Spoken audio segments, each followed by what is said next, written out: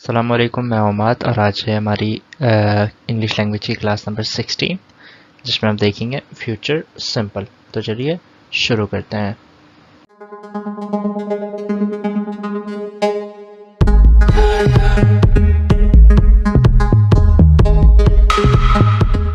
सबसे पहले तो अगर मैं फ्यूचर सिंपल की डेफिनेशन की बात करूँ तो फ्यूचर सिंपल की बिल्कुल सिंपल सी डेफिनेशन है। डेफिनेशन ये है कि when we predict something to happen in our future which is not obviously on the way, so we use future simple. इसका मतलब क्या है? इसका मतलब ये है जब हम किसी चीज़ को होने के लिए उसकी प्रेडिक्शन करते हैं या उसकी पेशन गोई करते हैं फ्यूचर में होने के लिए, जो कि ज़रूरी नहीं है कि हो, मतलब वो 100% ज़रूरी नहीं कि हो, क्या पता वो हो जाए, क्या पता नहीं हो, 100% ऑब्वियसली नहीं है। तो अगर हमें कोई भी चीज़ की बात करनी है कि वो फ्यूचर में होगा तो उसके लिए हम यूज़ करते हैं फ्यूचर सिंपल का। क्लियर? यानी कोई भी काम जो हम कहें कि भाई बारिश होगी, अब ज़रूरी नहीं है बारिश हो, मैं कह रहा हूँ बारिश होगी, अब ज़रूरी नहीं है बारिश होगी, हो भी सकती है नहीं भी हो सकती। इसलिए कोई भी ऐसा काम हो जिसको हम फ्यूचर में बताना चाहें तो हम फ्यूचर सिंपल का यूज़ करते हैं। अगर वो काम 100% होगा तो उसके लिए हम फ्यूचर सिंपल यूज़ नहीं करते हैं, उसके लिए हम कुछ और यूज़ करते हैं। सही? लेकिन और उसकी उर्दू भी इस तरह से नहीं होती कि बारिश होगी, उसकी उर्दू इस तरह से होगी बारिश होने वाली है। ठीक है, इस तरह की होती है, वो हम बाद में देखेंगे, लेकिन अभी हम फ्यूचर सिंपल देख रहे हैं। तो फ्यूचर सिंपल को हम वहाँ पर यूज़ करते हैं जब हमें किसी चीज़ की प्रोडक्शन करनी हो फ्यूचर में होने के लिए, जो कि ज़रूरी नहीं है कि हो भी सकता है और नहीं भी हो। क्लियर? बनाने का सिंपल सा तरीका है subject plus will helping verb है, उसके बाद वर्ब की first form plus etc. Negative में विल के बाद नोट आ जाएगा, इंटरोगेटिव में पहले विल आ जाएगा फिर सब्जेक्ट आ जाएगा। ठीक है? इसी तरह एग्जाम्पल के तौर पर जैसे मैं कहता हूँ मैं इंग्लिश सीखूंगा, आई विल लर्न इंग्लिश। अब जरूरी नहीं है मैं सीखूं, क्या पता सीख लूं, क्या पता नहीं सीखूं।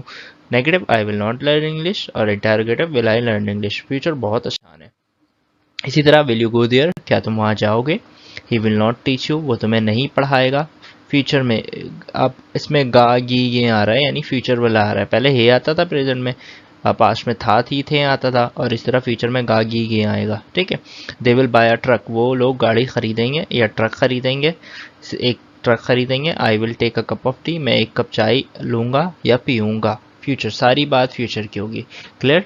तो ऐसा काम जो कि हम प्रोडक्ट कर रहे हैं फ्यूचर में होने के लिए, चाहे वो हो या ना हो, वो मैटर नहीं करता। ज़रूरी नहीं है कि हो, मैटर नहीं करता। मैटर ये करता है कि जब हम बात कर रहे हो किसी भी चीज़ की प्रोडक्शन की जो कि फ्यूचर में होगा, उसके लिए हम फ्यूचर सिंपल यूज़ करेंगे। बहुत सिंपल है।